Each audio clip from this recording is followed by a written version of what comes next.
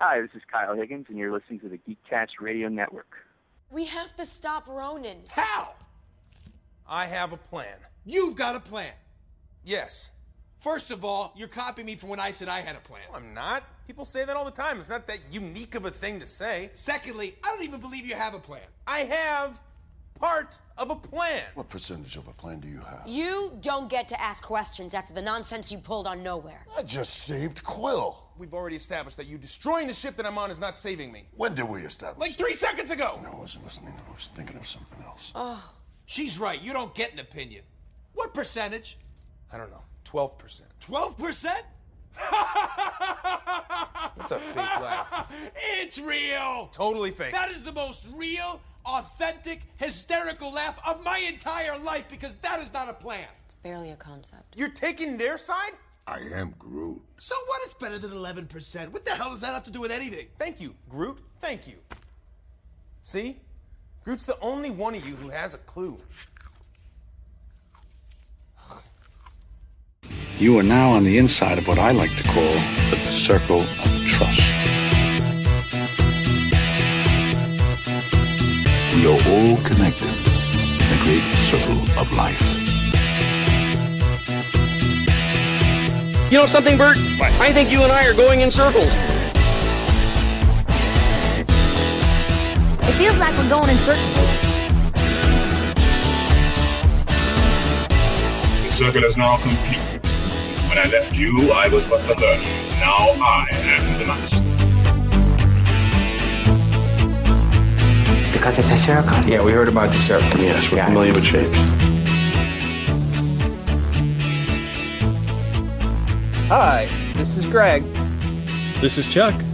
And this is Dan, and we are Talking in Circles, brought to you by the Geekcast Radio Network, the podcast where we are Groot. This week we'll be talking about, of course, the infamous, the very worldwide phenomenon, Guardians of the Galaxy. What? Yeah, that movie. What movie? Never Guardians of the Galaxy. Who's Guardians? Alex. The one with the raccoon and the tree. Oh, that one looks stupid. It's Ranger Rick, right? Yeah. Exactly. It is Ranger Rick and... the Giving Tree. Yeah. Next... Oh, okay. Yes, we'll be getting into Guardians of the Galaxy in the second half of the podcast. We've been talking about that for a while now. I feel like, when we first started, we were getting into the trailer, and finally it's out. So, looking forward to hearing what you guys have to say about that. But before we get to all that, how's the week been going for you guys? Not too bad. I had a interesting little trip for kind of a vacation from work. Went to Dorney Park in Allentown, Pennsylvania. Nice. I've not been there. Does it still have Steel Force? Is that still a thing? Yes. In the water park or whatever? Yeah. It's basically like two parks in one. It's like the water park and then the amusement park with the roller coasters and stuff. That was my first time going there, honestly. Oh, really? Yeah, so that's kind of weird, but I'm not like a huge amusement park person, but I ended up getting the tickets for my girlfriend for her birthday, and they were good for any day in the summer, so we finally got around to going, this week, and I gotta say, it was a lot of fun. We did like, I think 7 or 8 big time rides, like all the roller coasters and the Demon Drop and the big Demon Drop. Was it into a bucket? That would be a more apt description. Yeah, definitely. And then there was this big tower called the Dominator. It's like, I don't even know, 150 feet tall or something, and you go up and it's just a free fall straight down. And that I did do a demon drop on that one. that was pretty scary. Demon drop, yeah. Yeah, there's some really cool roller coasters there. They have a one called Thunderhawk, which is a wooden roller coaster. Oh, I love the wooden roller coasters. That's still around. Wow. Jeez. That thing is so bumpy and rickety. Like, holy crap. That's the best part of those. And you get slammed off shit. You're black and blue afterwards. I know. It looks like I got in a fight like afterwards. It's what hockey players used to, for the off season to get used to it. It's just that's what Happy Gilmore uses to train for hockey season. No one taught the one rule of that wooden roller coasters is you don't talk about wooden roller coasters. Nice. It is funny. Like I feel like those are just blatant safety regulations. There's like none of them, but it's like, yeah, it's wooden. You'll be fine. Yeah. It's soft. It's not like metal or anything. Wood's pliable somewhat, you'd be fine. We sat in the first seat. We went on that one twice. First time we sat in the very first car. That was pretty sweet, actually. And then the second time we sat in the very last car, and that was bumpy as hell. I think I have a question for you, might Chuck. have cracked a vertebrae on that one. I don't know. As you were riding the wooden roller coaster, did you hear faintly, "Ah, I am Groot. Ah, ah, ah. Get off me, please, for the love of God." Yeah. I replied with, "We're only 12% through the ride." Wow, that's barely even a concept. Jeez. That's barely even a Joss Whedon line. I did hear there was a little kid behind us. There was a bunch of camps there because it was during the week, which is sweet, by the way, because the lines were super short and we just got right in on every ride, so it was awesome. But there's this little kid behind us with one of the camp counselors, and we're going on the wooden roller coaster on the first time around, and there was like this, various clicking noises and whatever you hear while you're on it, and this kid kept saying, he's like, "Why does it keep making that noise?" He's like freaking out. And the guy didn't even answer him. He just they just kept going. But yeah, I went on one called Hydra, which they must have built after they took over Shield.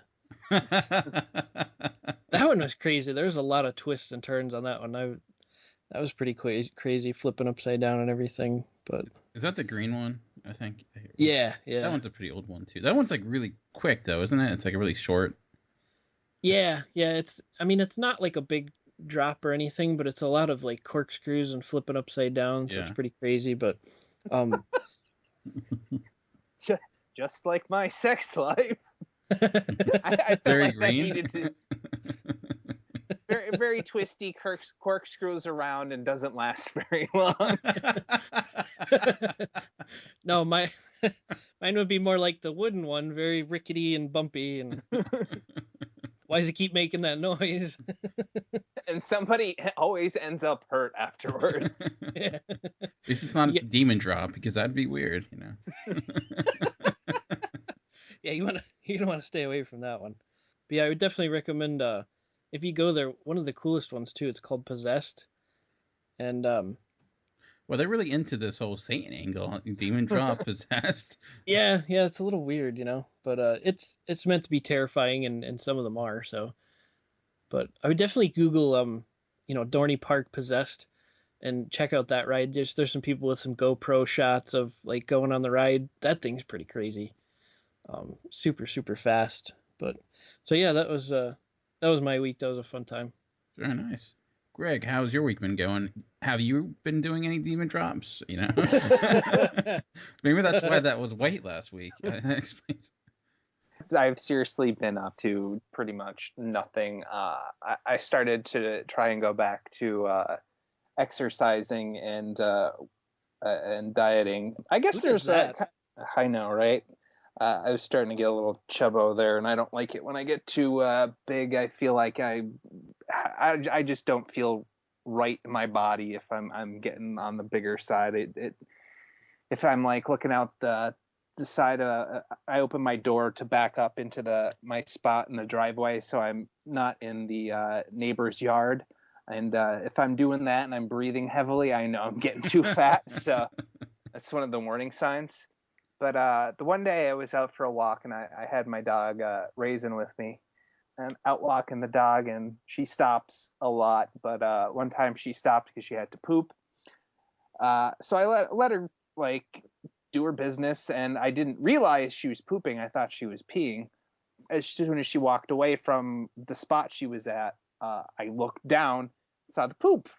I'm like, okay, I have to pick that up. And I look up, and there's this cop standing across the street, hands on hips, just staring at me, watching me, waiting to see if I would pick up the poop or not. Wow. And like, I looked up at him, and I saw him, so you think he would have just walked away. No, he watched me go through the whole process of picking up dog shit. Maybe it really turns him on. Maybe that's a I thing for guess him. so. It's like, yeah, pick it up slowly. Yeah. He ran away giggling, saying he called the shit poo. It's really weird. It's like, oh, there's a dog. Let me see if it. Wow, that's a really weird fetish for some police. Making the streets safer of troop for 24 hours a day. That's really funny. Yeah, you think he would be out doing something more important than watching me pick up poop for a couple minutes? You got to get your jolly somewhere. So. Apparently. Interesting. Well, you do have some news, right? You have joined the wonderful world of Twitter. I did join Twitter. I haven't really done too much with it yet. I've thrown out a couple tweets. I haven't put any pictures up or anything, so my little corner of Twitter is not very pretty at this point, but I'm going to have to work on that. I've been mostly using it to kind of get motivated to do things, and maybe if I get more supporters down the line, maybe I'll get more people like yelling encouragement at me. Do this! Work! We want another episode of Unknown. You heard him. So you're gonna regret that eventually. Like, well, that was a bad idea. Actually, they should yell at me to try and complete a novel. That's what they should be yelling at me to do. Because that's what I would really like to get done. Very nice. But yeah. So what's your Twitter name again? I keep forgetting the Create Forge. Yes, I'm hanging out at the Create Forge, getting shit done, pulling creative things out of the fire. So I'm at the Create Forge. It's okay. My wife's been on Twitter for like 3 years, and you've doubled the amount of tweets that she's given. So there you go. All right, accomplishment. I think I'm following her on Twitter as well. I found her there. Yeah. She's like a ghost person on Twitter. She just like reads it, but she doesn't ever comment. So. Well, I've followed a couple people. I think I'm up to like 70 already. I don't know how I got up to that number so quick. It builds up quickly. It's like you should follow this person. Like, oh, okay. And then... But the thing I find, the first thing I found out is that freaking Will Wheaton tweets every 2 goddamn seconds. Will Wheaton tweets every 2 freaking seconds. Will Wheaton tweets, and then I have also found out that I forgot where I was going with this statement. Like, I follow all these 70 people, but a majority of the tweets that I see are from other people that I do not follow. Like, a majority of the tweets are people that I have no idea who they are, but Twitter has apparently decided I get to read theirs instead of the people that I actually hit follow on. So I barely ever see them except for Will Wheaton. Yeah, I was going to say, it probably replaces the people that you actually want to read their stuff.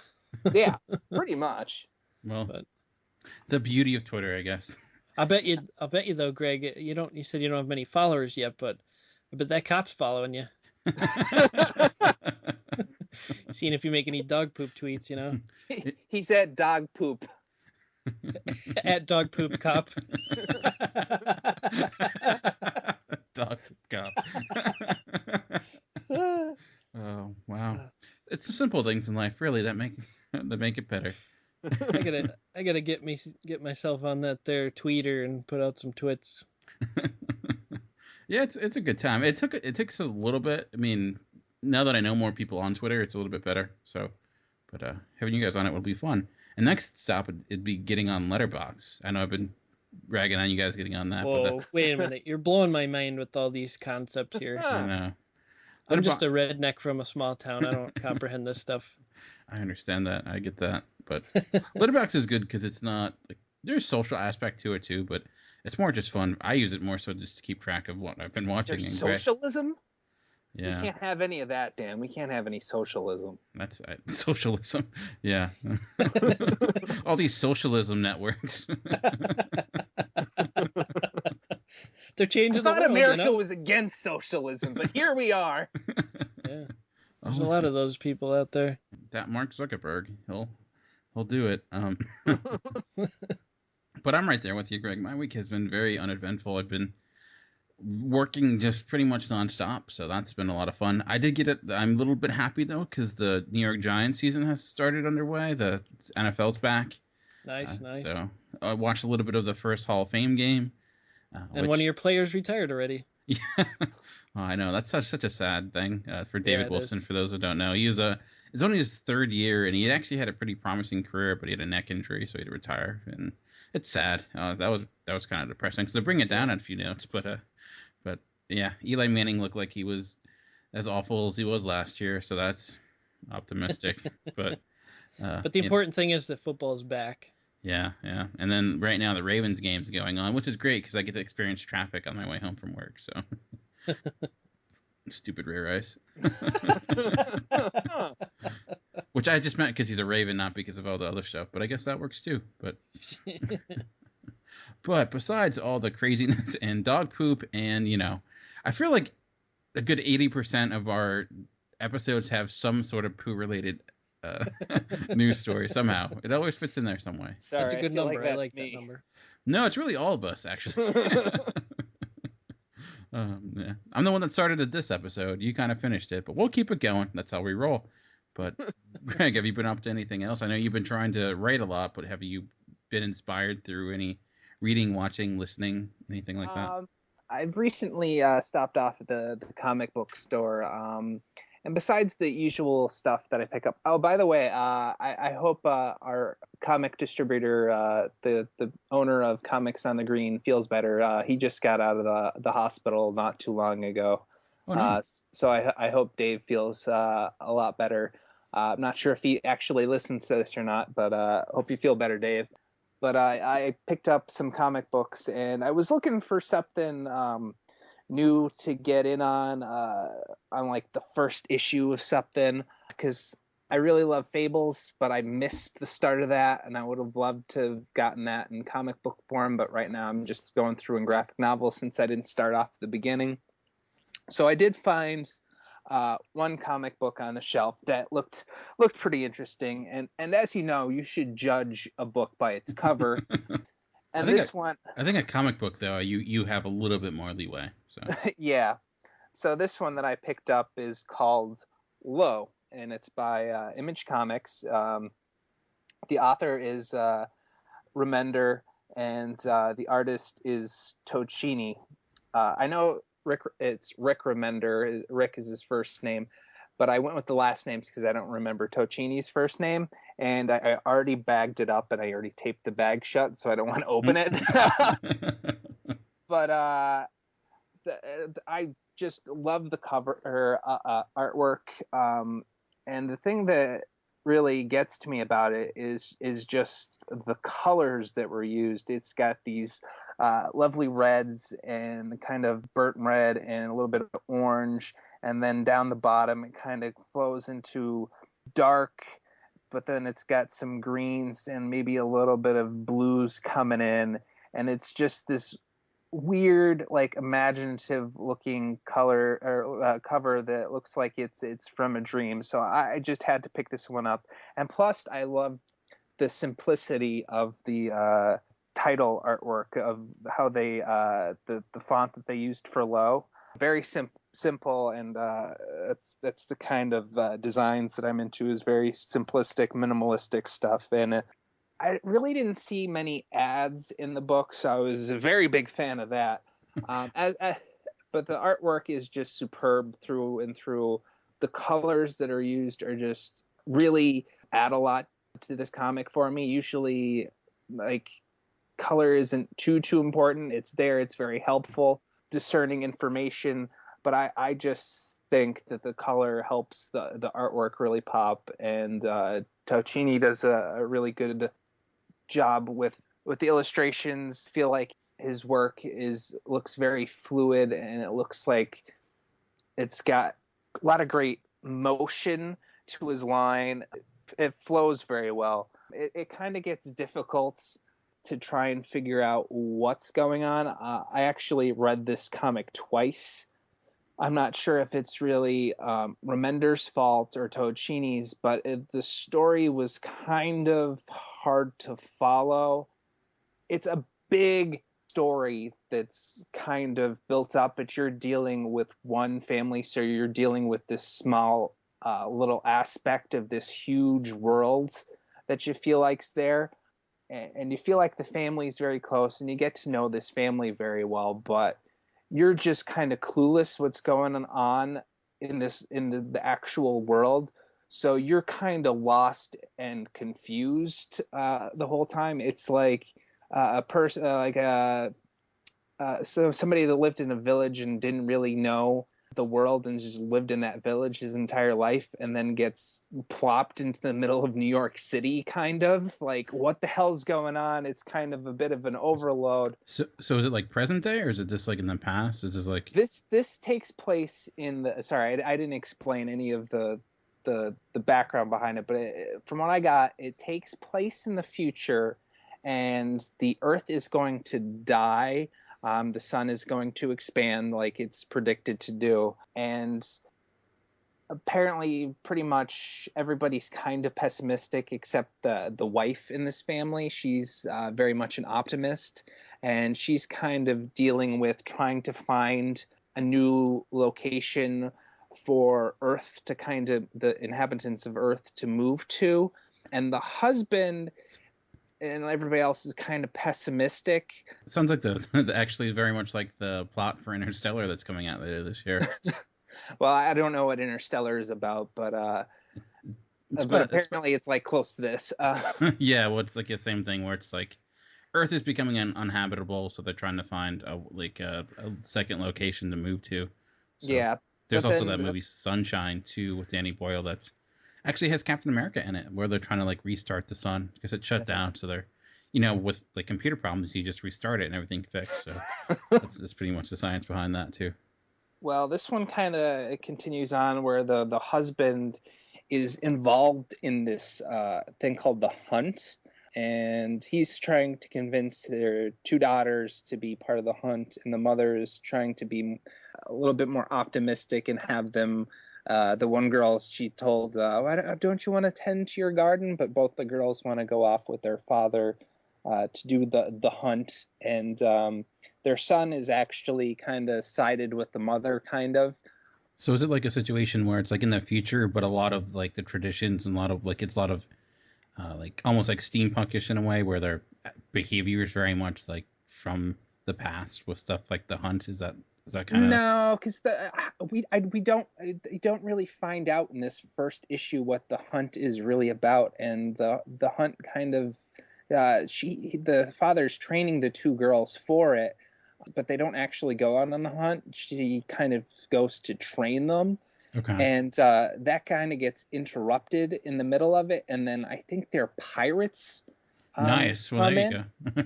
And but they go off, and I thought it was space the first time I read it that they were off into, but it's actually they're underwater. Squids are called mammoths for whatever reason, which really confused the fuck out of me.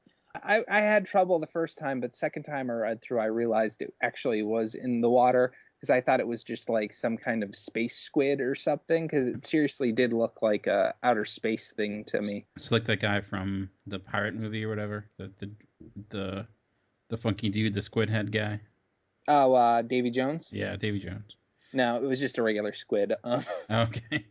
It wasn't Davy Jones, but they get like pirates after them. They get boarded. The two little girls get taken, and so did this. It looked like a giant scuba suit that is apparently very important to them because it's been handed down, and it's only activated with the DNA of this family. But the pirate that's in charge kind of knows that it's activated by the DNA in the eye or something. So he rips the father's eye out and activates and steals the helm. And that's all. That's pretty much the entire issue, and it kind of deals with the interaction of the family, which they all seem to get along really well. You get to see the aftermath of the husband and wife having sex in the first couple of pages, so you pretty much get to check out his wife. So how would you describe it? What roller coaster would you use? What were my options, Chuck? Hydra, Demon Drop, Thunderhawk, Talon, Steel Force, Possessed. These are all some with Possessed. Because it's crazy. You don't really know what's going on yet. It's kind of horrible looking in some parts, but still very beautiful. So I'll go with that. Nice. but this I feel like this comic is more of a feast of the eyes than an actual story at this point. I'm gonna continue up, and I've actually told Dave at Comics on the Green. Hope he feels better still again, and I told him if he would put the second and third issue away for me, so maybe I could read those, and hopefully I'll be able to figure it out and enjoy more. I thought this is an Image comic, and I thought it was going to be kind of in the same vein as Saga, but it's something completely different. I feel like this is more of a hardcore science fiction than Saga is, where Saga is a lot more fun. This feels a lot more serious. And last week I talked about two books I got from Image, Deadly Class and East to West, and I read neither of them. I read a little bit of East to West, but I didn't have it in me, so I felt like I'd wait until I could sit down and actually appreciate it a little bit. But so it sounds like you are going to continue with this for more, so that's at least good. It's a good sign. Yeah, I'm going to try it out a little bit and give it a chance, because I felt like there was a lot more story there, and I felt like he didn't get it all written in this one book, so I figured I'd try like 2 or 3 to at least give it a chance to see where the story is going and let it unfold a little bit more before I really put a hardcore judgment on it. So far, it's very beautiful, but I'm not getting much out of the written side of it. Okay, and what was it called again? It's called Low. Which they do kind of a movie thing where they reference the title. Okay. And I guess, and they're kind of in the ocean is kind of where they live, which I got off the second read. So they're low. I get it. They're 2 kids taken away, so the parents are kind of low from that, emotionally low after that. I see what they did there. The father, who kind of narrates the beginning and end, he's the pessimist. His wife's the optimist, so he's low. And when they were dancing, they were getting low. So. Get low. I guess we'll all have to go out and get low. Which is also a pretty good movie, too. So there you go. Starring Bill Murray. Interesting. Very cool. I've not heard of that book, so I'm always on the lookout for some cool off-the-wall books that, are beyond just the realm of superheroes, but not that superheroes are bad, and we'll get to that later. Yeah, I'm just trying to expand my horizons, and I picked up Saga, and I thought it was great, so I figured I'd try out some other stuff. Still need to do that. This whole reading watch, it's a hard job. It really is. Especially when you have a job. I know. Stupid work. Alrighty. I actually got to see a really, really great movie besides Guardians of the Galaxy, which we'll get to later, but which is a big reason why I didn't get to read anything, because this is a pretty long movie. It's about 2 hours and 45 minutes, but it's a movie I think that deserves that. And I don't know if you've heard about this at all. I did read a review of it on Geekcast Radio that's there now, and it's a very glowing review, because I thought it was really an amazing film that I highly anticipated, and that was Boyhood by Richard Linklater. And those who don't know, some people might know who he is, but he's directed a bunch of stuff. He's directed Dazed and Confused, the Before trilogy, the Before Sunset, Sunrise, and last year Before Midnight. He's also done a few, like School of Rock with Jack Black. He's kind of like done a little bit of everything. He did the Schoolhouse Rock? No, School of Rock with Jack Black. Bill, yes, I'm only a Bill, and I'm sitting here on Capitol Hill. It was a long, long journey. That's all I remember. I was going to say, how long can you go? Well, we're going to be here until this bill becomes law. So we'll be here forever.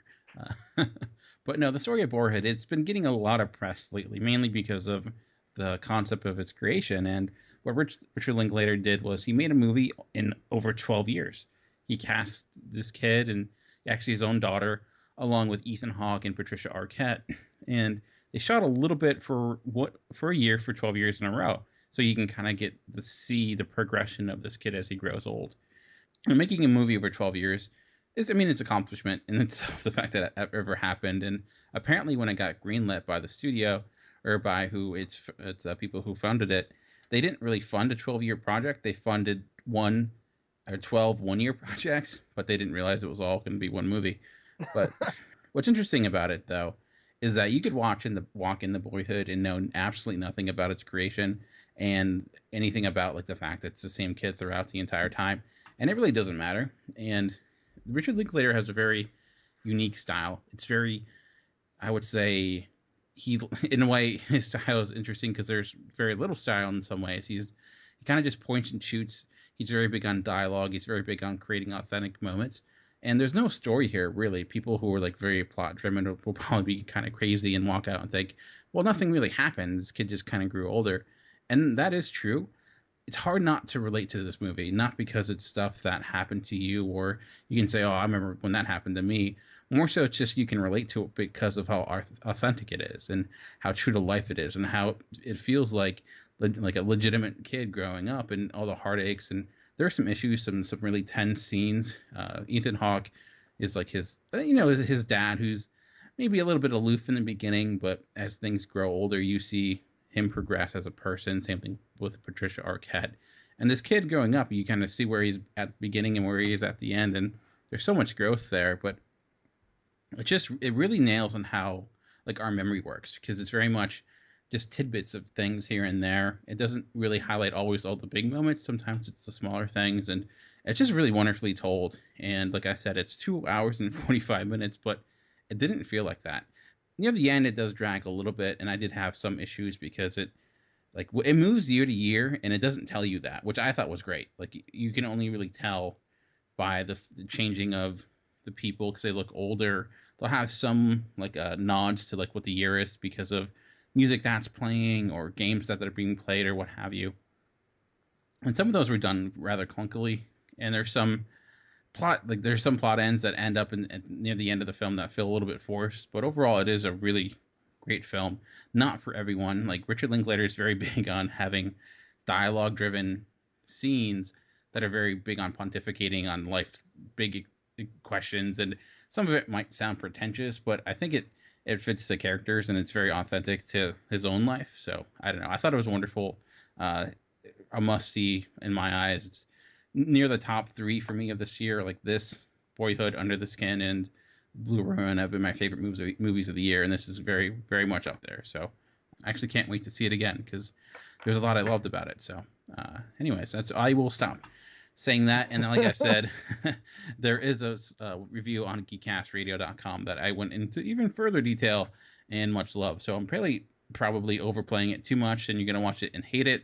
For that, I apologize. But like I said, if you like Richard Linklater, you like the Before series, you're going to love this. So. All right.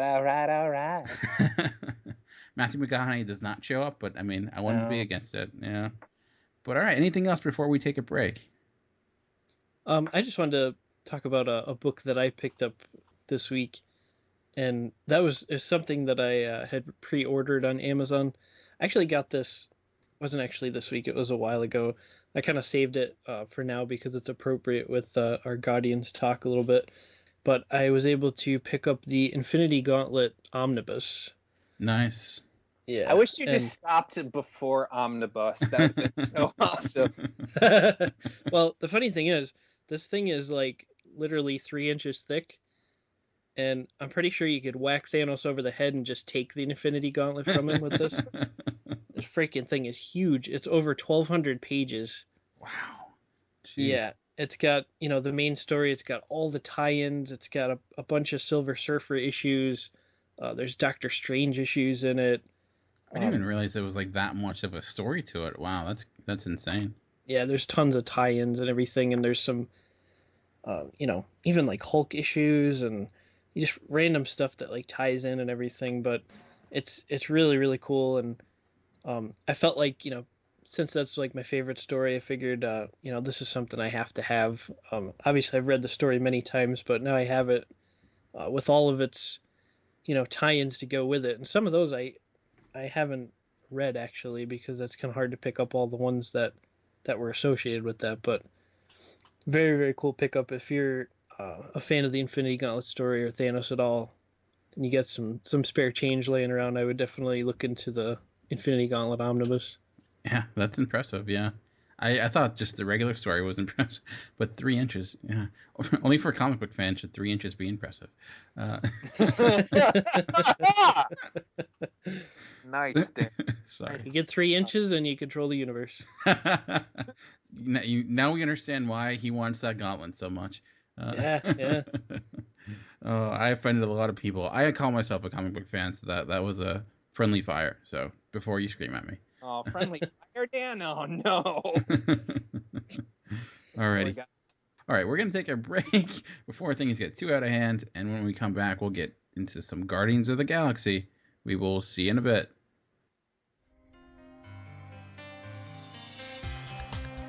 Returning for its second year is GrandCon, Gaming and Comics Convention, on September 19th through the 21st at the Crown Plaza Hotel in Grand Rapids, Michigan. This year, be prepared for more. With a guest list that easily doubles that of last year's, with artists such as Mark McKenna or game publishers like Jeff Grubb, it's easy to want to come check them out. There will be a silent charity auction, tons of panels for gaming and comics fans, and the list goes on and on. Registration is open. For more information, visit the website grand-con.com. Every week on the In Session Film Podcast, you can expect to hear reviews on all of the latest movies, big films, small films, and everything in between. We'll also do top 3 segments relating back to our main review. We discuss all of the latest movie news and rumblings, as well as have movie series and other fun segments. And we always talk about the films that we're watching and why you should watch them or not watch them as well. If you want to learn more about the In Session Film Podcast, check us out online at InSessionFilm.com. You can hear our podcast on iTunes, Stitcher, SoundCloud, TuneIn Radio, and so much more. In fact, you can listen to everything we have straight from our website. Again, that is InSessionFilm.com. Download our podcast, check us out, and come join us every week. We'd love to hear from you. All right, and welcome back. And like I said, we're going to get into some Guardians of the Galaxy talk. It's been getting a lot of love, making a lot of money. And we'll just start here quickly. Just give a brief, overall impressions of the film before we get into the details. And Chuck, I think I'll start with you because I know when we talked about the trailers, I think you were the most apprehensive out of all of us. So I'm curious, after your apprehension, knowing you were a little bit worried about the comedy going into it, how do you feel about Guardians of the Galaxy? 3-word answer. Well, I want to clarify. I wasn't hesitant on the comedy of the movie. I was hesitant of how they were marketing it at first. And I think when they released a couple of trailers after that, I think it helped a lot, showing that it did have more of a serious side to it and everything. But back to the actual movie, I freaking loved this movie. Loved it. Let me bang on the table. I freaking love this movie. I wouldn't put it we can get into ranking later, but it's not my favorite movie of the year, but it's pretty damn high. It's definitely the funniest Marvel movie for me. I haven't laughed that hard in a long time. I thought the comedy was written in very well, sprinkled in throughout. It went perfectly with the flow of the movie. We talked about the trailer, and I was a little worried about the marketing in the beginning, but I still hear people saying to me still this week, oh, that movie, that looks stupid. The previews that looked stupid, and I'm telling them now, I'm like, no, go freaking see this movie, because there's a lot of people out there screaming from the rooftops to go see this movie. Yeah, and I'm trying to that's all I heard. I'm trying to sway these people because for some reason some of these previews really turned them off to it, but I'm telling them listen, it doesn't matter whether you like these kind of movies or not, or whether you're a kid or an adult, you're probably gonna love this movie. So I seriously recommend going to see this. And we're seeing it made $94 million the opening weekend, so, and I think it shattered the expectations that were $60 million or something like that. Yeah, they were anticipating 60 to 70 million, and it made 94. So yeah, that is crazy. highest August weekend of all time or whatever. Yeah, it beat the record held by Bourne Ultimatum. And I saw like a tweet by James Gunn. He's like, the irony of this is like, I'm a really big I'm a really big Bourne Ultimatum fan. It's like one of my top 10 favorite films, so it's kind of funny. Yeah. So, Greg, what did you think of Guardians of the Galaxy? Thought it was fucking amazing. It was really good. I think it's probably up there of one of the best Marvel movies that has come out, to be quite honest. I think when we get into more of a discussion about it, it'll reveal more of my what you liked about it? Yeah. Sounds good. All right, so I know how to use words. Your brain just had a demon drop. It's okay. Yeah, it just crapped right in the bucket. All right, so Dan, what are your initial thoughts? My initial thoughts is I liked it a great deal. I probably liked it a little less than you guys, but I will say that I had issues with it, not great issues. If you read my review, I brought up a lot of those issues, but I also said what it does really well makes me not really care about those issues. I could see even enjoying this more and more in a rewatch because there is a lot of really great comedy here, and I think comedy that would work even better on second viewings, and there's a lot more there than I saw. Plus, it has different Marvel-related stuff in the background that you could probably catch on a second watch, too. Yeah. Definitely. We'll definitely get to some of that. And I think, too, what would really reward this with rewatching is the characters. Like, a movie that I think that has really great characters like this tends to get even better when you watch it, because it's not necessarily the plot that's the most interesting. I mean, the plot's probably the least interesting thing about the movie. It's really just the characters themselves. That, and I just love the look of the movie. You talked about, Greg, with the Low comic. And which I sent you a picture message on your phone. I did see that. That looks actually looks very interesting. But the colors and the look of this film, I just love it. It's just so colorful, so bright and cheery. I'm like, this is what like DC movies should be, right? Like DC should be bright and colorful, muted, dark. Yeah, and the space, like the nebula, they took a lot of like realistic, or not, I guess, like photos of nebulas and used a lot of their colors, very bright, very. And the worlds are all different. The fact that they had nowhere in there, and we got images of the Celestials. I'm like, holy shite! I just love the look. I think that was the best thing. Just the art direction itself was just amazing. It was unlike any other Marvel film in that aspect of it. It did feel like another world, because not that the Marvel films have been dark and dreary. I mean, Thor has been very colorful as well, but this one I thought just took it to another level. I heard a lot of people compare this to Star Wars, and I think it is very much in the vein of that. Very much in the vein of classic sci-fi and fantasy that's like, hey, quirky, we're weird. And it's also in the vein of Indiana Jones as well. Yeah, definitely. It definitely has its influences there. And I just, the practical makeup along with the special effects. So we can get into some of the issues, I guess. And I guess since we've all given our initial impressions, let's I guess go into, we talked about the characters, and I think that's a good place to start with. So with all these different characters, how do we feel within the Guardians of the Galaxy and how it represented the characters compared to the comic, and how they all kind of fit within this film? Like, were you any issues with them? How did you think of them overall, like the performances and whatnot? Chris Pratt, Star-Lord, Bradley Cooper. What did you think about the characters overall, Chuck? I had no problem with the characters. I know they changed some stuff. Honestly, I'm not going to complain at all. Like, at the stuff that they're changing at this point. Overall, if you look at it, it's very, very similar to the comics.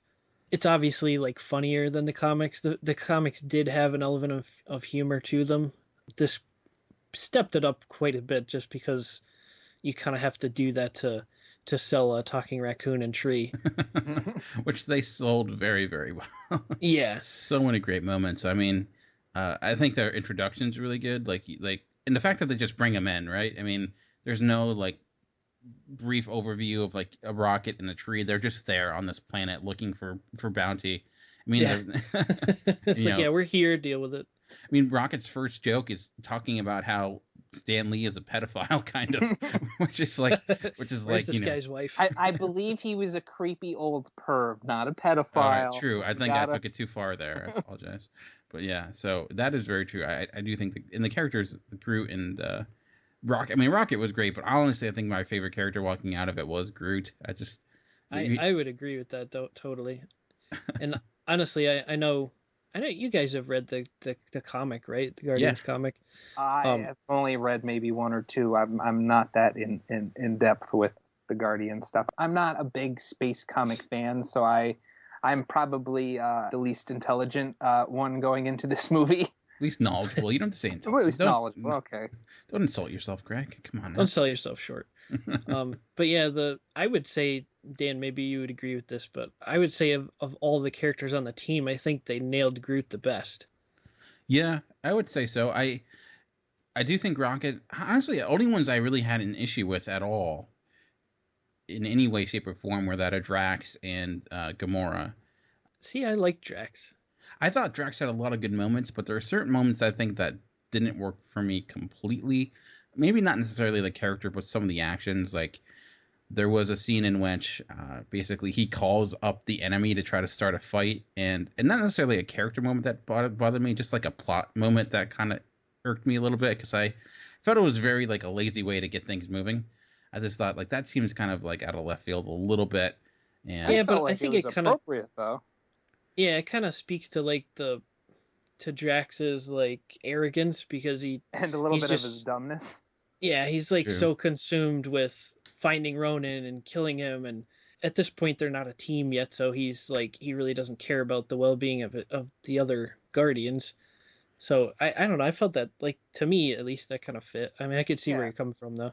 And you say it's quick and convenient, but what better way to get what you want than the quick and convenient way? And if that's what he found is quick and convenient, then that's what he's gonna go with.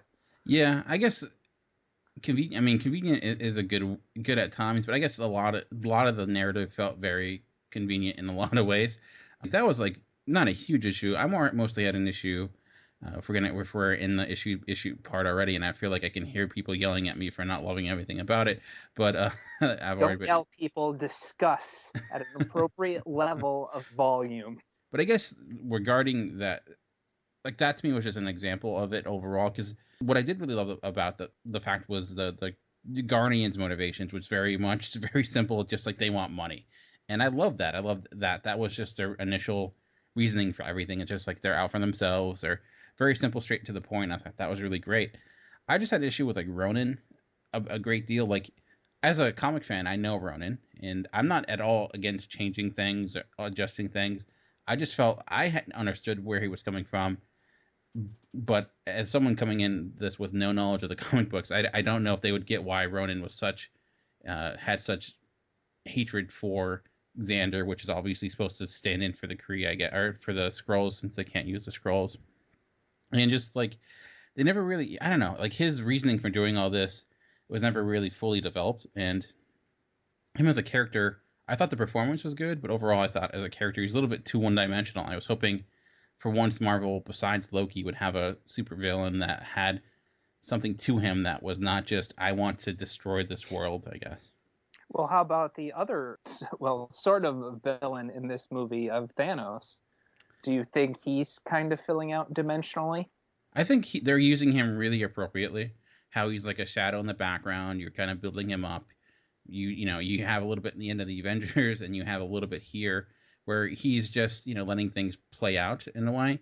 And where you're just like, what is his plan here? He's like moving the chess pieces. You can tell like Ronan seems like a pawn for him.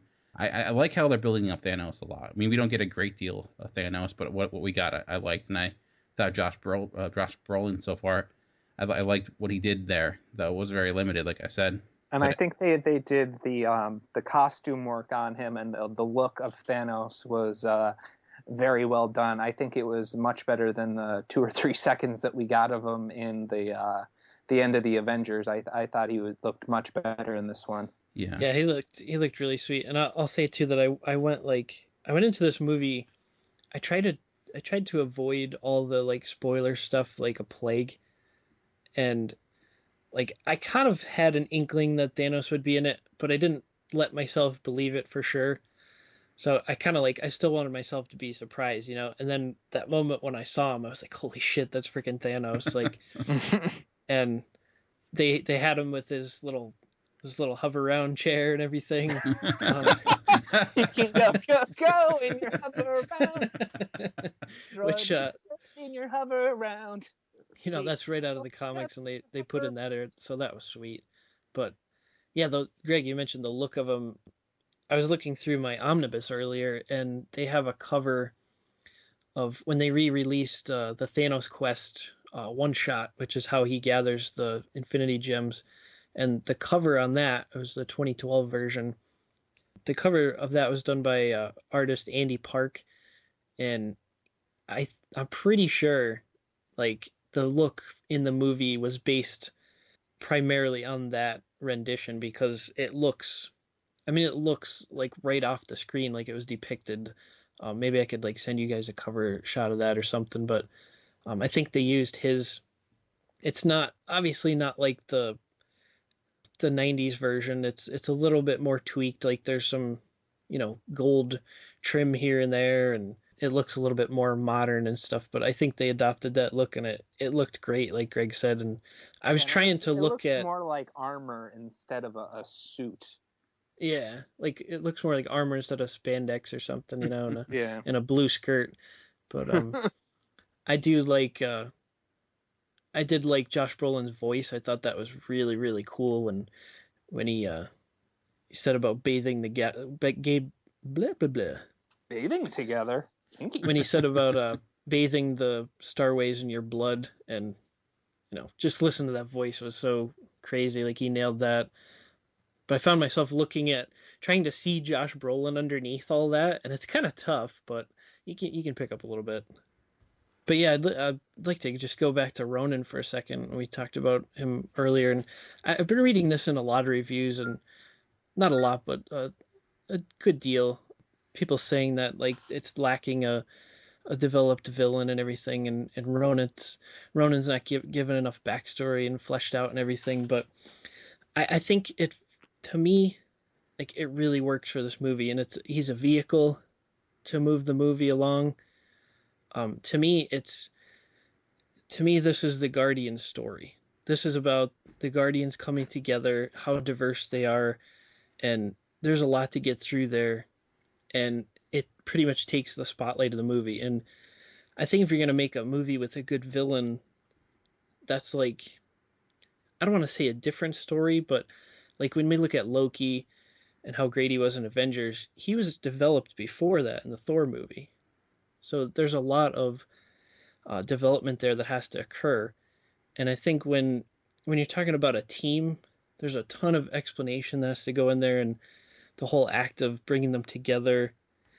And this isn't even like Avengers, because, you know, the Avengers characters were all established that they were the heroic types. So, you know, we expect them to get together. We expect them to save the world. These guys don't have to do anything. You know, they can just go their separate ways and, you know, run like hell and hope they don't get destroyed by, you know, Ronan. But the magic to me in the film is, you know, them coming together when they really have no business being heroes. I definitely. Oh, sorry. Go ahead. No, go ahead. I definitely agree with that. Like the vehicle. I mean, the vehicle analogy there is very apt, because it's very true that the villain story here is just is just here so that we have something for our team to, you know, come together and defeat, basically giving something to bring them together. And I think 100% agree with that. My issue would be then, like, I think that'd be a great opportunity then to maybe even make it a little bit smaller and not have to have it like this world dominating event or something like that, where you have to have this grand finale where it's like, you know, if they don't save the world, maybe make it smaller so you don't have to even rely on the villain as much, where it's maybe a smaller story that doesn't have such a gigantic ending, but it is more apt for the characters, and it's more putting that forward. I think it's hard to do that, where you're trying. It is very difficult, like you're mentioning, to you have all these weird characters, all these odd characters, trying to get them together, and then at the same time having a villain that you're trying to do the same. It's difficult. So I think in a way there maybe have been a better way to then. But I think you would run into narrative issues there, though, because without something that big, what reason would they have to come together? I think nothing makes them care short of the galaxy being destroyed. You know what I mean? Yeah. Well, I think the motivation of money was a good way of starting it off. And then I don't. What could you do that's not maybe a situation in which they have their mission in which they are bonding because they're trying to get this overall goal of trying to get this reward, and then something happens, and then which requires them to go save a member of their team because they felt it was their honor. Yeah, I mean, I get that. Like, how do you get them to come together? Like, that's the same thing with the Avengers. All these powerful people, what can unite them in order for them to fight? And I don't know, like, that's true. I think you do run into issues, and like I'm saying, it's not a gigantic issue. It's not like I walked away from it thinking, oh, now I don't like this movie. But I think what hurts it in some ways is unfairly because it's a common issue with Marvel, is that they've had difficulties establishing a lot of their villains in great ways. Some of them have worked out better than others. Winter Soldier was great. Loki's been good. I thought Whiplash was okay. Obadiah Stane was okay. But I think in a way it just magnifies it in that way, So again, It's more of a nitpick than hey, this is an issue. But it was, I guess I was hoping for more, because I think there was some nuance within the character of Ronan that they could have got into that they really didn't. But I just maybe wanted a little bit more. Like, maybe even if it's just in the finale, not to get anything away, but how a big part of him in the finale is literally sitting in a room. And that was, I was hoping we'd get more from him. Like, even if it wasn't bringing him into a two-dimensional character, maybe if just sticking with more one dimension, I guess I was just hoping for more in that climax. Yeah, I mean, I definitely understand what you're saying, but to me, everything fit perfectly with what they were trying to do, because, I mean, they're not only focusing on this movie, they're focusing on everything that's coming after this as well. So, yeah, that big story with, Ronan having the power gem and trying to destroy the world, that fits into the grand scheme. And the fact that, they wanted to focus on the relationship between Gamora and Nebula, and how jealous Nebula is of her being the favorite daughter and everything. I did really dig that character. I hope we get more of Nebula, because she looked freaking awesome. Like, the look of that character was phenomenal. So yeah, and I'm really glad that they explored that out more. I felt like Ronan was kind of like you said, just a vehicle. But I definitely agree. Like, Ronan is a really cool character in and of himself, and don't get me wrong, I would love to see more of him, but I would hate to see the rest of the story kind of diminished for, fleshing him out. But yeah, I mean, that's very true. I mean, you do have that difficulty of, what do you do, especially when, you're considering what Marvel is doing, like you mentioned. You don't just have this movie to worry about, you have so many more. So I know a lot of people complain, oh, it's only a setup for more, and which I don't think that's a problem. I think that could be a good thing. And I liked how this set it up for further, because I honestly had no idea that this would link into the Infinity Gems. I had no idea that was going into it. So yeah, and the weird thing is it becomes like a chess match for, all the directors and the people at Marvel Studios, because they're trying to play off of what expectations are people going to have after seeing this, and how is it going to affect their view of Thanos and how badass he is. And yeah, I just think it all played into that. But just Thanos, man, what the hell? That's freaking awesome. Yeah. Does someone make a point, though? It's when you think about it, Thanos has less Infinity Rings than he started off with, but knowing Thanos, don't ever sell him short, because I'm sure he's got something. You think you got him, and then you don't. So, as the badass bracket has showed us, And, maybe we'll get, of course, Greg's thoughts and everything, but after we give our thoughts and everything, I wanted to get into more about the Infinity Gems, and what's to come, because I noticed there's a lot of confusion around the internet. So, once we all kind of give all our points here, I wanted to talk about that a little bit. But so, Greg, I don't know if I got your thoughts on what you thought overall of the whole, I guess, villain plot and how that worked out. I'm kind of on the Chuck page there with all that. I think you guys pretty much covered it.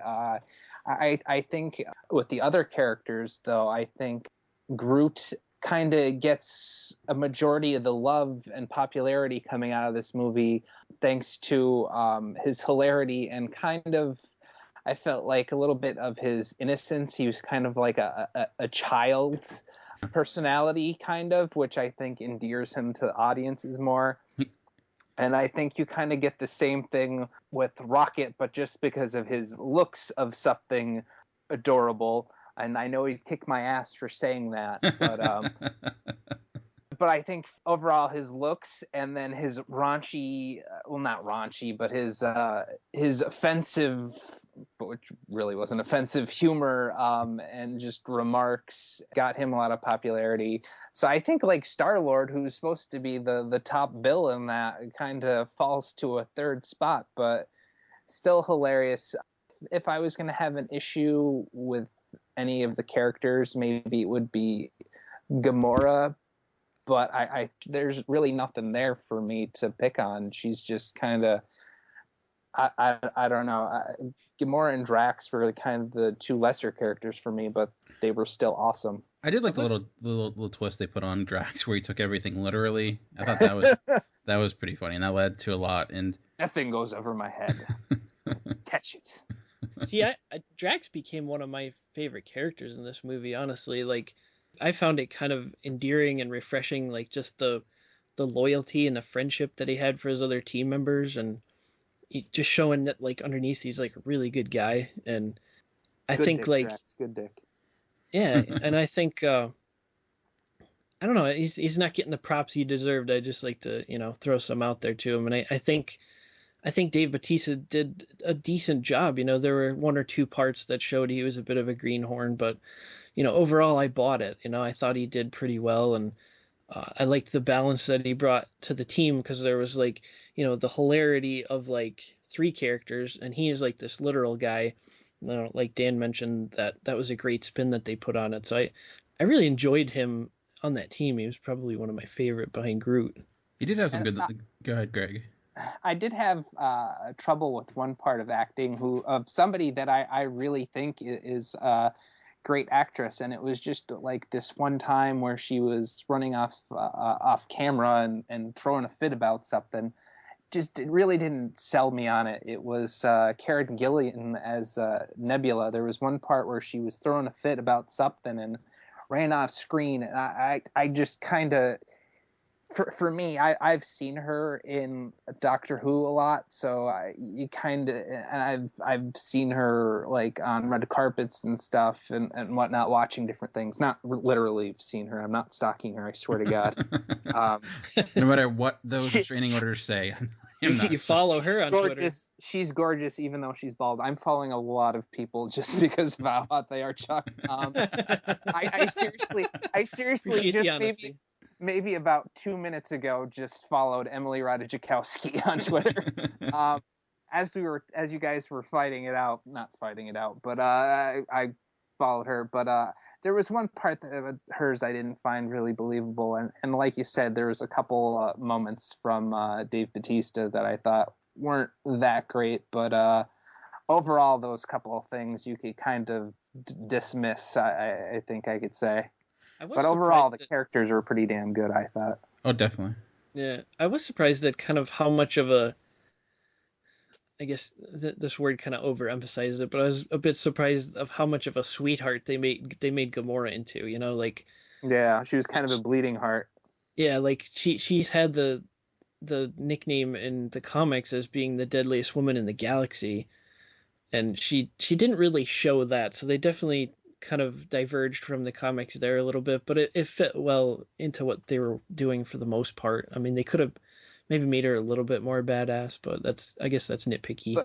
But still, I wanted to go Kirk on her ass, though. Of course. To go back to, I know, Greg, you mentioned you felt like Star-Lord got third billing in this because of all the other characters that were there, and I could see that, but I do think like his emotional story is definitely the center of the film. Definitely, yeah. And I mean, we haven't mentioned it yet, but you have to mention how awesome the soundtrack is and how well it's used. It's fantastic. I think You know, Iron Man had a lot of AC/DC songs, obviously, but I think this was a lot better because the music became part of the story. In Iron Man, it wasn't part of an integral part of the story for the most part. No, it's more of like an adrenaline like fix. This was like it was to set the mood. If this doesn't win some type of award for, you know, soundtrack or something in musical score, then I'm gonna riot. Well, the crappy thing is it can't win anything for score. Well, I guess it could because there's a score here, but for the it doesn't really matter. But the Academy Awards, you can't use using other songs doesn't really necessarily win you anything. But it's a stupid thing. But anyways, yeah, it was used really well, and I thought Chris Pratt as Star-Lord was amazing. I thought he was very funny, charismatic. He had some good emotional moments. I think a lot of them had emotional moments, like Rocket Raccoon, like when he got drunk. There was a really good moment there. And they never overplayed it. It was the end moment, blah blah blah. The end moment with Rocket was really good. Him and Drax. Oh yeah, definitely. And I think what film did well too was it would like lead you a certain way, thinking, okay, this is where we're getting this scene. This is where the villain is going to give her plan and have this monologue, and then it subverts that by shooting that person with a rocket launcher. So it was really great at like setting up those moments. It's like, okay, here we go, and then it's like, nope, not happening here. So, or you know, maybe distracting with a dance competition. Wow, that was I can't believe that happened, but it was very good. Go back to Chris Pratt. I thought he was really great, and I loved his costume design. I love his mask, and it's very much like the comics, his weapons, but he has that Han Solo, Indiana Jones, but like for the new generation type of vibe to him. I love a lot of his like pop culture references, but they weren't just like Shrek pop culture references or anything like that. They fit his character because he's this kid from the 80s, so like Ninja Turtles or Ranger Rick or Growing Tree, they all fit John Stamos the Rebel. John Stamos the Rebel. Kevin Bacon. Yeah. Yeah. So I thought Star-Lord, I think they're all great characters in their own ways. I mean, I had some issues with some of them, but I don't want to sell Chris Pratt short because I thought he was really good. Absolutely. I will go back to, I did jump around here, Dan, but I go back to the... Do it up. Jump around, get up, get down. That was the one song that wasn't in the movie. What was 90s? Next one. Yeah, that was the next decade. So, but when you were talking about Ronan and the final scene there, I do have to agree with you. The scene where they close the security doors to like protect him in this vault. I'm like, he has the freaking power gem. Who the hell is gonna mess with them? Like, get the damn security doors up. Like, defend yourself like a man. Yeah. But I did read, like, and this is kind of weird, like I read in a couple of reviews online, you know, somebody was saying that they thought this had like TV budget effects and stuff like that, and I'm like, are you serious? Yeah. I mean, I did not get that impression at all. I mean, the look of this film, like you talked about earlier, was amazing, and just like they said, the alien worlds looked like you know, concept artwork or something, and I'm like, no, that not at all. I could not disagree with that more, because I thought, I mean, I think that's what was great about it, was that the concepts are out there, crazy. I don't know, I think that's a guy who's just seeing weird things and assuming, oh, these aliens look like Star Trek aliens because they have blue face paint on. I think I don't agree with that criticism one bit. I mean, the art design here is fantastic. Yeah, and that's part of the lure of this, because it's gives such a sense of wonder. And I don't know about you guys, but I don't really know what outer space looks like. Never been there. So, I mean, you watch something like this, it's the genuine sense of wonder. You're like, oh wow, like that's what a nebula looks like from far away, or that's what the edge of the universe looks like where nowhere is, you know, and there's just these gaseous cosmic clouds, and you know, that's what these different worlds look like. You know, Nova Corps is this built up urban world, and you know, the one that they showed in the beginning was like this desolate and abandoned world and stuff. I thought the world building was just fine. Oh, definitely. I mean, this movie moves quick. Like, how many planets do we go to? I mean, I thought that was a good thing. I mean, it's just like, boom, boom, here's this world. You deal with it. We're gonna, I thought, I mean, the fact that nowhere was in this movie, and the fact that the Celestials exist in the Marvel Cinematic Universe, that's pretty awesome. So, By the way, guys, just letting you know, I just favorited all of Emily Ratajkowski's pictures on Twitter. Commence talking about Guardians of the Galaxy again. That's your Infinity Gauntlet.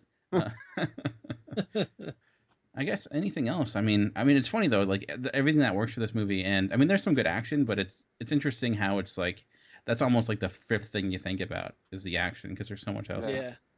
So I mean, comedy, the comedy, music, costumes. Yeah.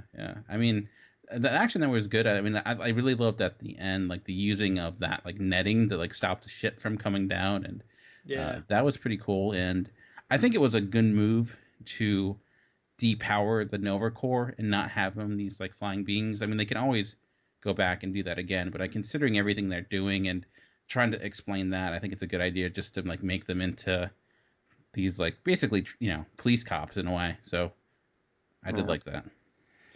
So I wanted to get into a little bit. If I don't know if you guys had any other thoughts you wanted to share, or anything. I'm pretty good. I'm good. We're gonna rank Marvel movies, right? Yeah, we'll do that. Tell where we put this one at least. For sure. Yeah, we should definitely do that at some point. We could do that right now if you want. What do you guys think? Well, I guess if you're looking at this year alone, because we had like 4 movies coming out this year. You have Captain America. You have X-Men: Days of Future Past, Spider-Man, and then Guardians. Wow. I would still put Cap, Winter Soldier as my favorite Marvel movie, even not just here. I think of all of them, and probably then the Avenger. I mean, and then probably X-Men: Days of Future Past. Well, and then this one right underneath X-Men: Days of Future Past. But those are very close to me. I will say, like, I enjoyed Days of Future Past more in the second watch, so I could see that happening again with Guardians, and then Spider-Man 2 in the bottom. So, Chuck, what about you? Yeah, I'm pretty much along the same lines. I still got to keep Cap 2 at the top for me. I mean, there was so many things great about that movie. It was almost perfect in my eyes.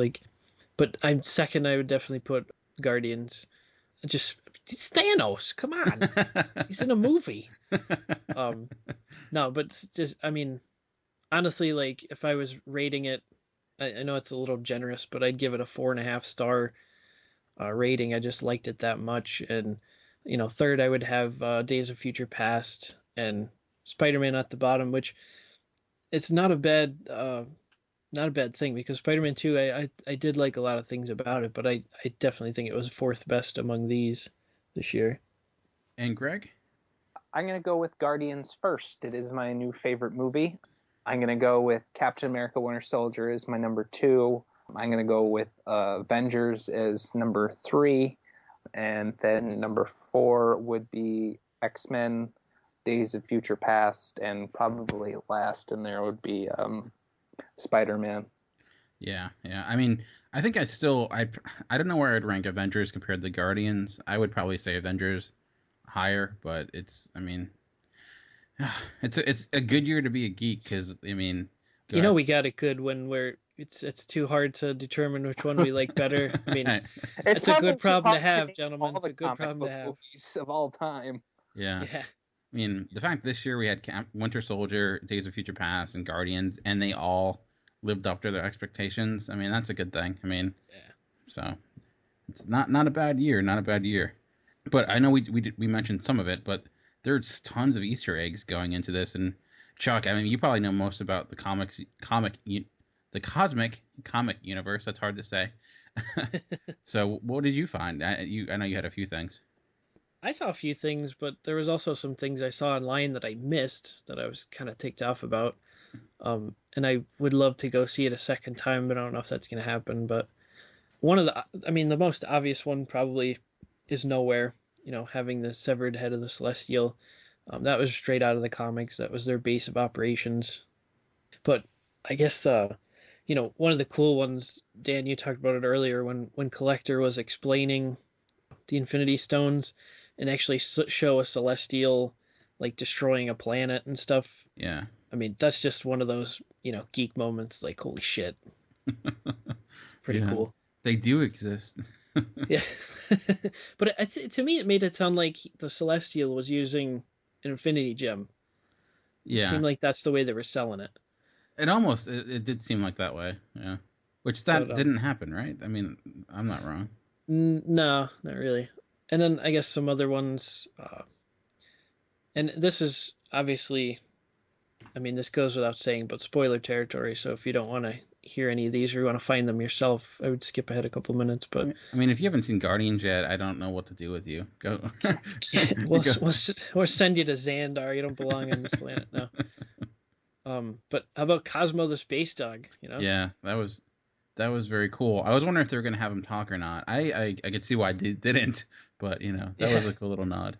So many talking animals. And it was cool because he showed up twice. Obviously, if you stayed for the after credit scene, he shows up again, kind of licking the face of the Collector. Yeah. And then, of course, the next obvious one was Howard the Duck. Yes. That was so weird. Do you think they're actually going to make a Howard the Duck movie? I don't think so, because the creators of Howard the Duck still own him. Like, they had to get special permission just to even use him. Oh, okay. So I doubt it. I mean, thank God. I could see him showing up again, but I doubt I think that was just Nathan Fillion being like, or not Nathan Fillion, who was in the movie, by the way. He was the yes. He was the guy who challenged Groot in the jail cell, which I totally missed that. Me too. I had no idea. I was looking for him the entire movie.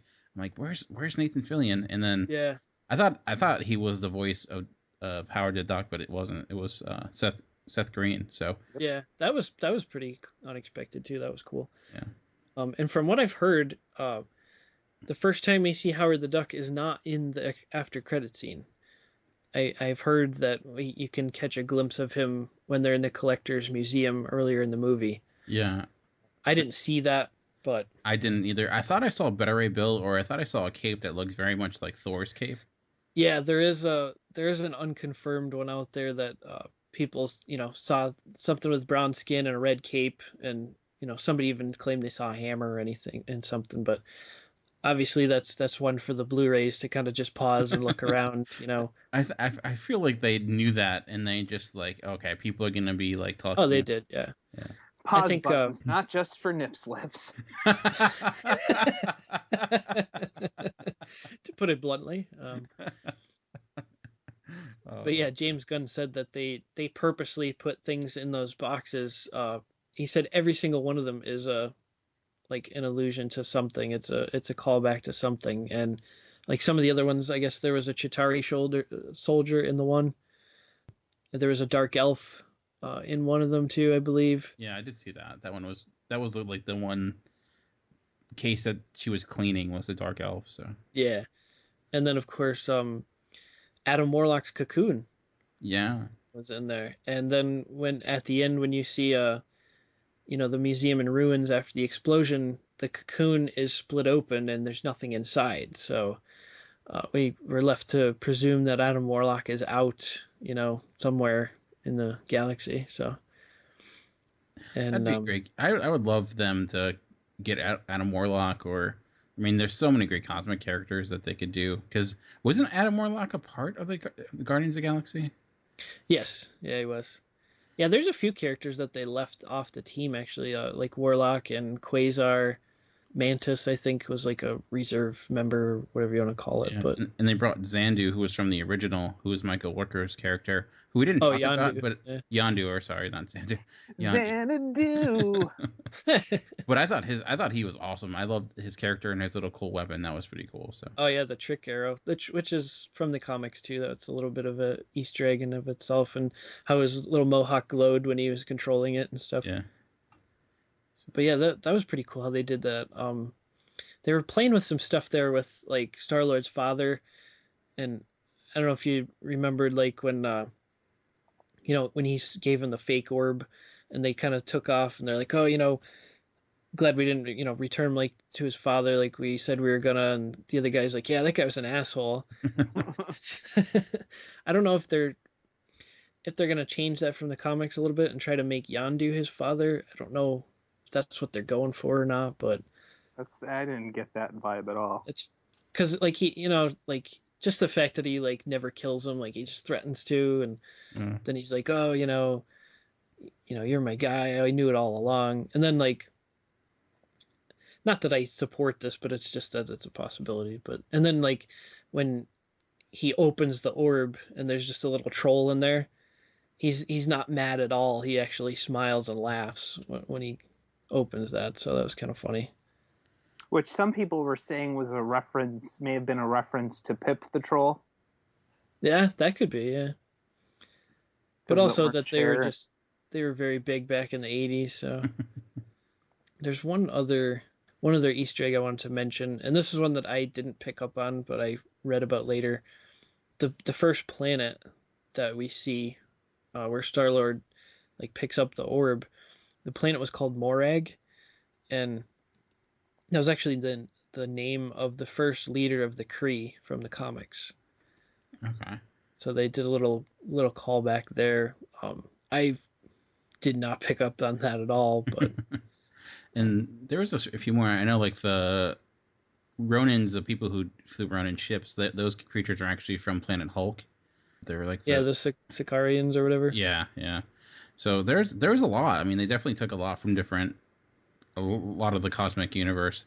So, and there's so much in the Marvel cosmic universe you can play with. So, very neat. Anything else? Yeah, I just wanted to talk about the gems for a little bit, and this whole Infinity Gauntlet thing. I'll try to keep it short because I could literally ramble about this for days, but I know there's probably a lot of people that are getting confused and not familiar with the comics and everything, and I've been seeing, honestly, and this annoys the crap out of me, but everybody online now is a Thanos expert. And like, oh yeah, he did that in the comics, and he collected all 8 gems, and I'm like, dude, shut up. You don't even know what you're talking about. I just thought I wanted to kind of straighten out the way I've seen it kind of shaping up already. I know, obviously, they've revealed like the Infinity Stones in some of the prior movies. There's these powerful artifacts that all these villains seem to be going cuckoo for. So obviously these are the Infinity Gems from the Infinity Gauntlet story. And when you assemble them to a gauntlet, it gives you this ridiculous power over everything. And each one of them represents a different power. It's not just everyone has the same power or something. Everything is a different aspect. And I know a lot of people have been saying, like, for some reason they're like, oh, we've been shown 4 Infinity Gems. And I gotta disagree with this. I think we've only seen 3 of them. And obviously the first one was the Tesseract from the Avengers. And Kevin Feige, or however you pronounce his name. Yeah, Phage, because it rhymes with beige, but I don't know. He was known as coming out online and saying the Tesseract was in fact the space gem because it transported the Chitauri army across the entire galaxy or universe, in an instant. And they make several references to it being a gateway and like a portal. So that was undoubtedly the space gem. And, and then in Thor, The Dark World, we see another stone where they refer to it as the Ether. And for a time, I was hearing a lot online that this was supposed to be the Power Gem because the Power Gem was red in the comics. But as we know now, they're not following the same color scheme as the comics, and which is kind of confusing because I went back and I was looking at all the different colors and it wasn't matching up at all. So they're kind of doing their own thing there. But we find out later that the Ether from Thor 2 was actually the reality gem.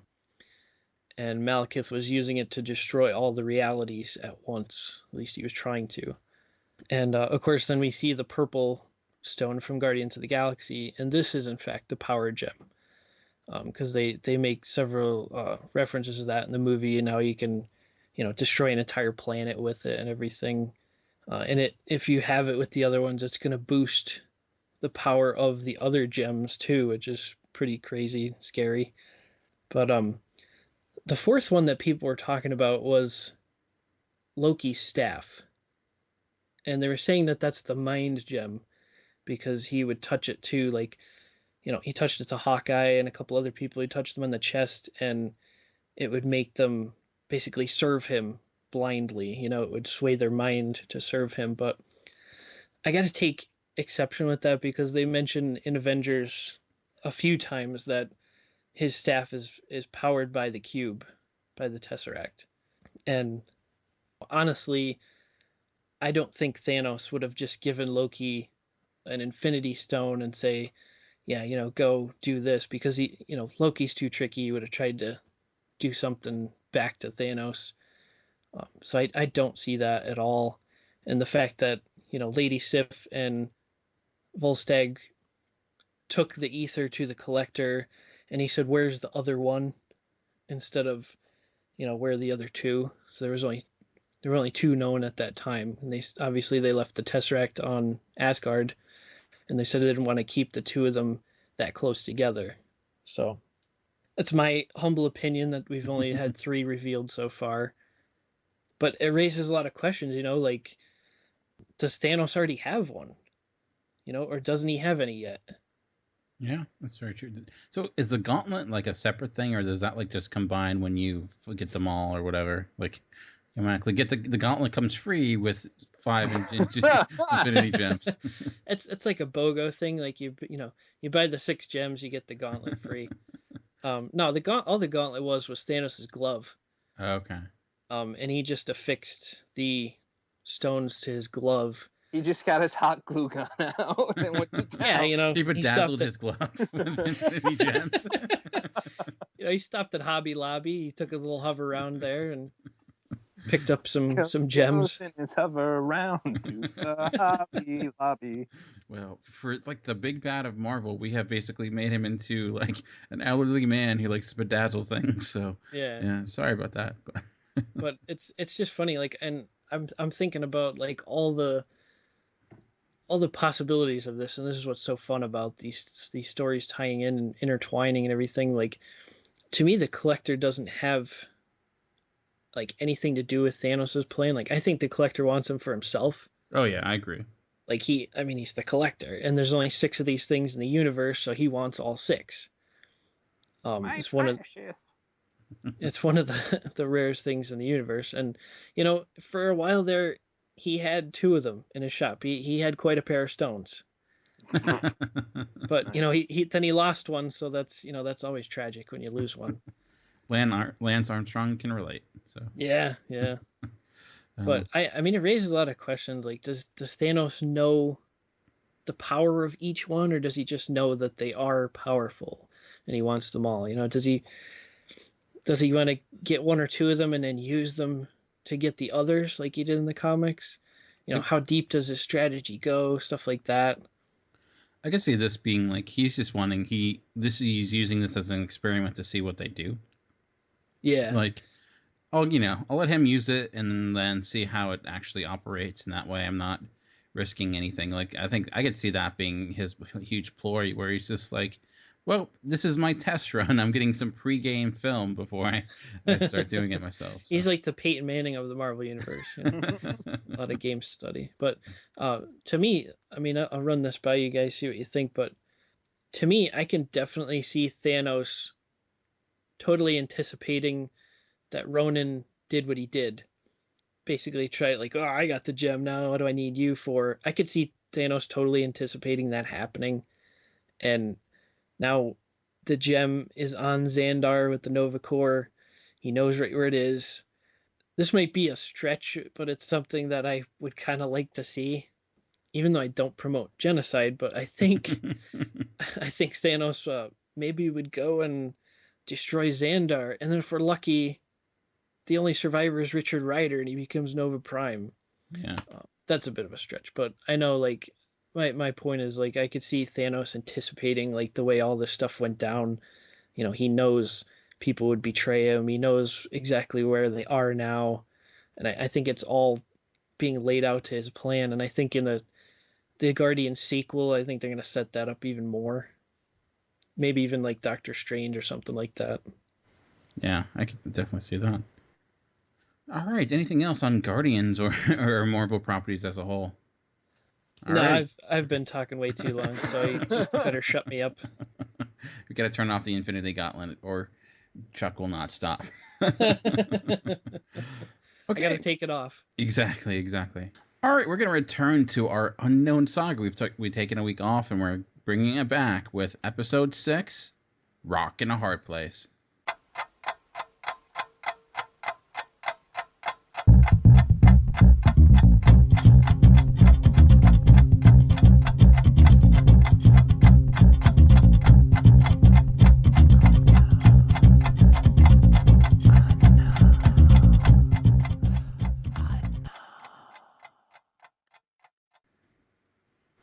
Son of a... Garrett Wright is alive, even though I have run him through. On top of that, he looks like a moving stone statue.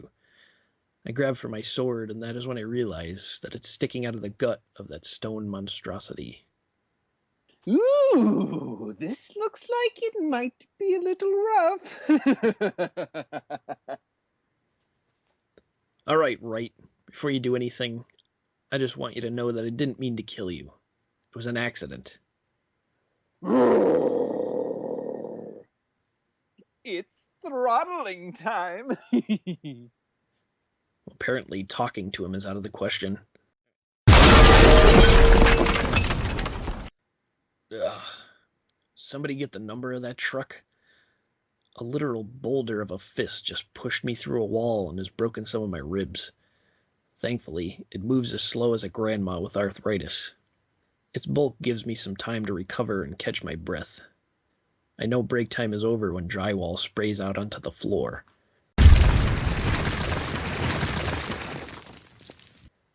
I grit my teeth against the pain as I get up. It takes another slow swing at me, but I manage to swerve out of the way. I make my way back to the lab table with all the chemicals on it. I grab a beaker and hope it contains a volatile chemical. Garrett once again thunders into the room, and I toss the beaker straight into his eyes. Luck must have been on my side. I picked the correct beaker, but I needed to take advantage of the situation. I went for the handle of my sword stuck in its gut, and I pulled. To no avail. Put your back into it. Shut up, you ghoul. Can't you see I'm busy? The creature that was Garrett Wright lashes out, swinging his massive boulder fists at me. I swing and duck, at the same time kicking at the handle of my sword, trying to loosen it. It barely moves at all. At this rate, you're going to be at this the whole night, and we don't have time. We have other places to be this evening. Well, if you had some helpful advice for once, then maybe I wouldn't be taking up the dead guy's precious time. All you keep doing is yanking on your handle. Why don't you try things from another perspective? Tiny rocks chip off the beast as he demolishes the lab table in front of me. I'm inches from being dead like you, and you're making masturbation jokes? What the heck is wrong with you? Then the ghoul's advice sinks in. I need something big and hard. And you're the one berating me for the masturbation jokes. If I ever get an opportunity to kill you, I am taking it. I hope you do get that opportunity. Let's see, there's that huge iron paperweight over on the teacher's desk. Thank you. I run over and grab the paperweight just before it is batted out of the way by Garrett. I end up taking the tail end of the swing, and I drop the paperweight, sending it skidding on the floor. My arm is out of its socket thanks to the hit. I slide on the floor, skating right over to the paperweight. Before I can pick it up, I slam my shoulder into the edge of the desk. Putting the bone back into its joint. I shovel the weight into my arms, making sure my grip is tight on it, and I run straight into the beast. At the last second, I slide in between its legs, like a baseball player stealing a base. I end up right behind the thing, the point of my sword looking up at me like an accusing finger. I lug the weight back and strike it against the point of my sword, sending up a spark, and the sword goes flying out the other side. Looks like we've struck oil, boy. The Rock Man has indeed sprung a leak. His thick blood was pooling on the floor from its wound. It becomes even more sluggish as it still tries to lash out. With a final swing, it becomes as still as an ordinary rock resting on the floor. Well, that was easy. And it took you long enough. For you, maybe, but I like to get stuff done on my own time. I pick up my sword from the pool of blackness, and I look at the tip, covered in blood and gnarled from the paperweight strike. Even my sword did more work than you. Now I have to figure out how to fix it. Actually, I think I know someone who can help you out. I needed to drop something off to him anyway. Now hurry up.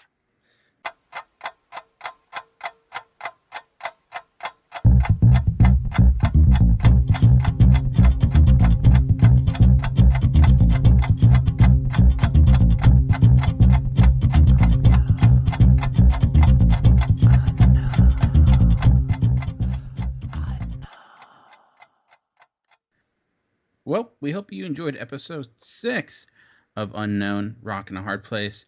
Yeah, I had to do a lot of work that end. So, very much appreciated to Greg and Chuck there. But hope you guys have been enjoying that. We'll have plenty more of Unknown for you. It seems like people are enjoying it, so that's good to see. But anything else before we bring this episode to a close? I know, Greg, you had one little thing you wanted to mention regarding how you can support the Deadpool movie. Yeah, I actually found out, I should have mentioned this during the Twitter rant at the beginning, but I found out that if you actually follow the writer-director of the movie on Twitter, he sent out a tweet saying that that he's trying to get people to favorite his one comment to show the people, the bigwigs in Hollywood, that people would actually enjoy a Deadpool movie, so to favorite his one statement so we could get him out of production hell, quote unquote. And I believe his... Hold on, I'm still stuck on Emily Ratajkowski here. Let me back up. Save that for later. Yep. Talk about a rock in a hard place. Yeah. I wrote those masturbation jokes while I was... We didn't want to know.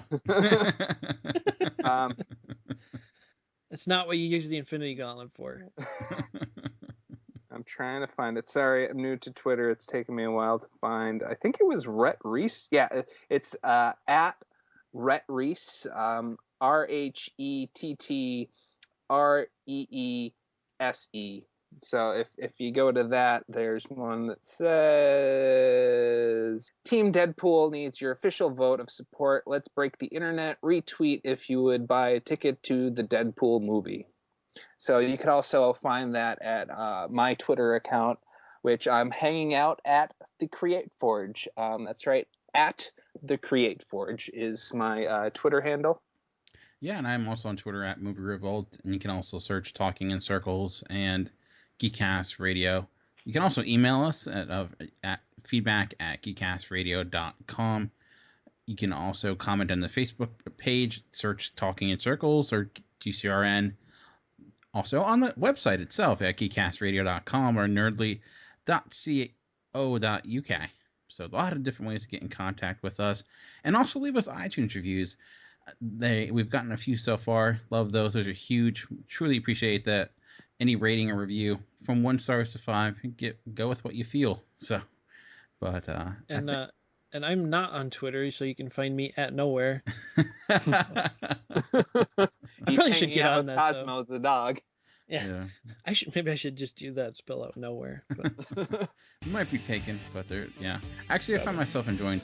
Actually, Reddit's probably my favorite of all different social. If you don't even call that social media, and then Twitter, and then eventually Facebook. Reddit is just stalking media. Yeah. Stalking cool things media. Yeah, it kind of does all the hard work for you, so that's what I like about it. But that'll bring us to the end of this episode. We'll be back next week, same time, same channel, same podcast feed. But for now, this has been Chuck. This has been Greg, or I am Groot. And this has been Dan, and we've been Talking in Circles. We will see you next week. We are Groot. We are Groot. We are a family here on this podcast. We are Groot. I thought it was rather hilarious where he was very much like a dog, and you see him lose his arms. He's like looking down, and I don't know, it's like so sad for them. Yeah. I like it when he's bouncing the guys off that tunnel, and he's just going really like Hulk obsessive with it. Yeah. And then he turns around and he looks at everybody. He's got this giant smile on his face. It seriously reminds you of a dog as he does that. Yeah. I did something good, right? Yeah, a treat. Yeah. Yeah, he was great. He was fantastic. I like when he was Star-Lord's like, oh, see, Groot's the only one that knows what's going on. He's like eating a leaf off his shoulder.